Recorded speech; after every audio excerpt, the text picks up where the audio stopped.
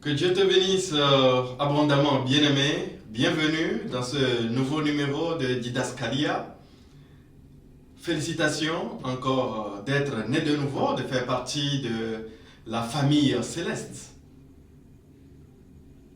Aujourd'hui, nous allons voir ensemble les avantages de la nouvelle naissance. Nous sommes nés de nouveau. Quel avantage, quel bienfait, quel avantage tirons-nous de cette nouvelle naissance? Et encore une fois, tout comme dans Didascalia, nous allons laisser la Bible nous parler.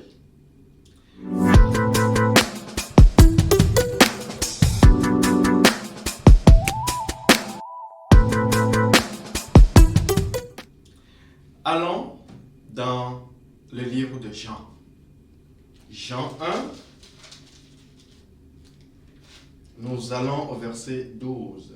Jean 1, verset 12 nous dit: Mais à tous ceux qui l'ont reçu, Jésus-Christ, mais à tous ceux qui l'ont reçu, à ceux qui croient en son nom, elle a donné le pouvoir de devenir enfants de Dieu. Lesquels sont nés, verset 13, non du sang, ni de la volonté de la chair, ni de la volonté de l'homme, mais de Dieu. N'est-ce pas très bénissant d'apprendre ces merveilleuses choses dans la parole de Dieu? À tous ceux qui ont reçu Jésus-Christ, à tous ceux qui croient au nom de Jésus-Christ, Dieu a donné le pouvoir de devenir enfant de Dieu. Bien-aimé, Dieu t'a donné le pouvoir de devenir enfant de Dieu. Rien ne peut te l'enlever. Et c'est ça, un des grands bienfaits,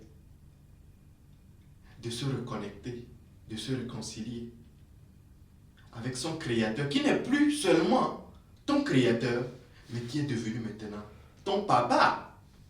Oui, le Dieu le Tout-Puissant, celui qui a créé les cieux et la terre, il t'a donné le pouvoir de devenir son enfant. Prenons juste un exemple dans le monde séculier.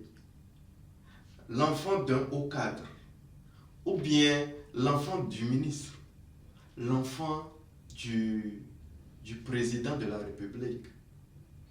Regardez le protocole qui suit.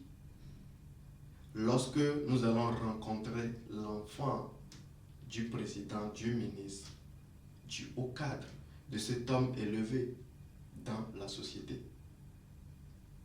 vous voyez tout le protocole qui entoure cela: le respect, la dignité, l'honneur qui accompagne, la crainte, entre guillemets, qui accompagne cette personne. C'est ce que tu es aujourd'hui. Tu es enfant de Dieu, enfant du Fils, enfant du Dieu très haut. Tu es fils du Dieu très haut. Celui-là même qui a créé les cieux et la terre. Celui-là à qui l'or et l'argent appartiennent. Celui-là à qui, lorsqu'il ferme une porte, personne ne peut l'ouvrir. C'est le Dieu tout-puissant. Tu es son fils. Et imagine un peu, je reviens encore dans le monde séculier. Le fils du ministre. Tout ce qui appartient à son papa est à lui, n'est-ce pas? Bien-aimé, les cieux, la terre, tout ce qui la terre renferme, cela t'appartient. Tu as le pouvoir sur cela. Et parce que tu as bien compris, tu agis en conséquence, tu vivras justement comme un vrai fils de Dieu.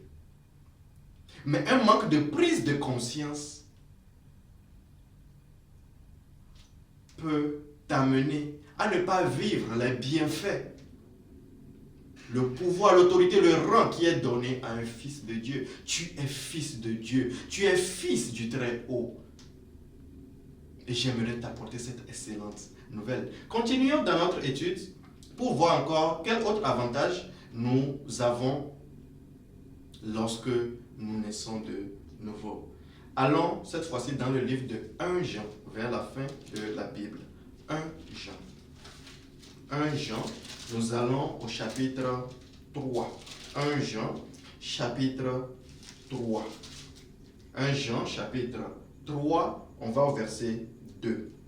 Bien-aimés, nous sommes maintenant enfants de Dieu et ce que nous serons n'a pas encore été manifesté. Mais nous savons que lorsque cela sera manifesté, nous serons semblables à lui parce que nous le verrons tel qu'il est. Ce qui m'intéresse beaucoup ici, c'est la première partie. Bien-aimés, nous sommes maintenant enfants de Dieu. Maintenant, pas demain. Dès que tu acceptes Jésus-Christ, now, right now, au même moment, tu deviens quoi? Enfant de Dieu. Et c'est Dieu qui t'a donné ce pouvoir, comme nous l'avons vu tout à l'heure dans Jean 1. C'est Dieu qui t'a donné ce pouvoir. Tu peux en profiter comme tu le veux. Félicitations, bien-aimé. Félicitations, tu as pris la meilleure décision de donner ta vie à Jésus-Christ et d'avoir ce pouvoir, de devenir quoi? Enfant de Dieu. N'est-ce pas très bénéfique? N'est-ce pas très bénissant? N'est-ce pas très réconfortant? L'espérance n'est-elle pas vraiment glorieuse? Nous allons continuer et aller dans le livre de 1 Jean 5. 1 Jean 5, verset 13. 1 Jean 5, verset 13. Je vous ai écrit ces choses afin que vous sachiez que vous avez la vie éternelle, vous qui croyez au nom du Fils de Dieu. Tout simplement bénissant. Je vous ai écrit ces choses afin que vous sachiez que vous avez la vie éternelle. Une autre bonne nouvelle, un autre avantage d'être né de nouveau, nous savons quoi? La vie éternelle, la vie sans fin. La vie sans fin. Tel il est Dieu, il est éternel, il nous donne quoi? Sa nature. Et nous devenons aussi quoi? Éternel. Par le don du Saint-Esprit qui est en nous. Bien-aimés, le moment va venir que la chair périsse. Le moment va venir que tu connaisses la mort de ce monde. Mais parce que tu as le don du Saint-Esprit en toi, au retour de Jésus-Christ, tu vivras éternellement. Parce que tu te dépouilleras de ce corps corruptible pour faire quoi? Vivre pleinement de ce corps incorruptible afin de rencontrer ton Créateur. Voilà le grand amour que Dieu a eu pour nous en donnant son Fils, Jésus-Christ. Allons dans le livre de Romains. On revient en arrière. Romains, c'est après Actes. Allons dans le livre de Romains. Romains 5, au verset 1. Romains 5, verset 1. Étant donc justifiés par la foi, nous avons la paix avec Dieu par notre Seigneur Jésus-Christ. Vous voyez? Éphésiens 2, rappelons-nous, dans l'enseignement consacré à qui nous étions avant la nouvelle naissance, Éphésiens 2 dit, nous étions morts par nos offenses. Envers qui? Envers Dieu. Et parce qu'on a accepté, on a reçu Jésus-Christ. Vous voyez le verset, Romains 5, verset 1. Nous avons la paix avec Dieu. Nous nous sommes réconciliés avec Dieu. Voilà le prix que notre frère aîné Jésus-Christ a payé pour que nous soyons sauvés, pour que nous nous réconcilions avec notre Créateur, avec notre Père. Nous avons la paix avec Dieu. Nous avons le pouvoir de devenir enfants de Dieu. Nous avons la vie éternelle. N'est-ce pas? Très bénissant de voir ces trois grands avantages de la nouvelle naissance. On peut se demander maintenant, ok, qu'est-ce qui prouve que je suis né de nouveau? On peut se poser cette question. Qu'est-ce qui prouve? Mais tu viens de confesser Romains 10, verset 9 à 10. Tu l'as confessé, comme nous l'avons fait dans le précédent numéro. Tu l'as fait, donc tu es enfant de Dieu.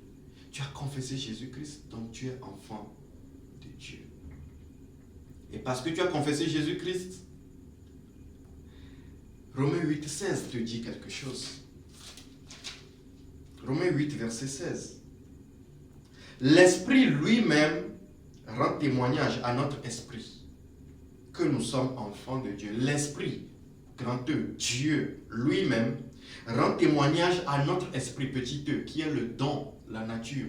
Dieu qui nous a donné son don du Saint-Esprit. Dieu rend témoignage au don qu'il a mis en nous, que nous sommes enfants de Dieu. Ce n'est pas quelqu'un bien-aimé qui viendra te confirmer, non, tu es enfant de Dieu, non, toi tu n'es pas enfant de Dieu, non. Parce que tu as accepté, tu as confessé Jésus-Christ, c'est Dieu lui-même qui te donne le pouvoir de devenir son enfant. Et l'esprit qu'il a mis en toi est un esprit de vérité. Cet esprit te convaincra que tu es enfant de Dieu. N'est-ce pas très merveilleux? N'est-ce pas très merveilleux? Une autre grande vérité.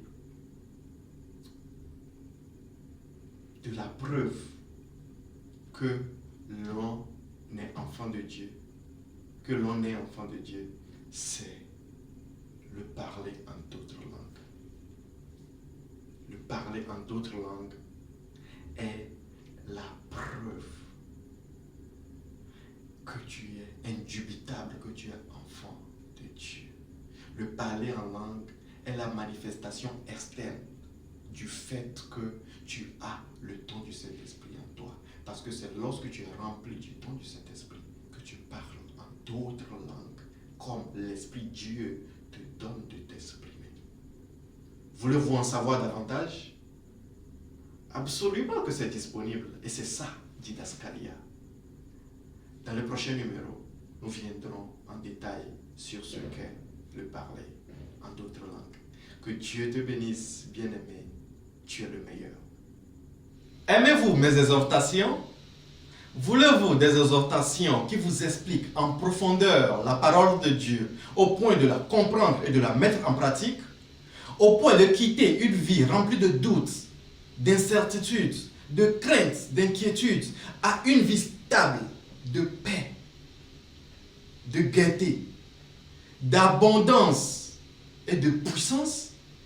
Bien-aimés, si vous êtes intéressé, je suis très béni de partager avec vous cette nouvelle, la sortie prochaine de mon livre, les 7 épîtres en profondeur pour les assoiffés. Vous allez aimer cela. Soyez prêts et attendez.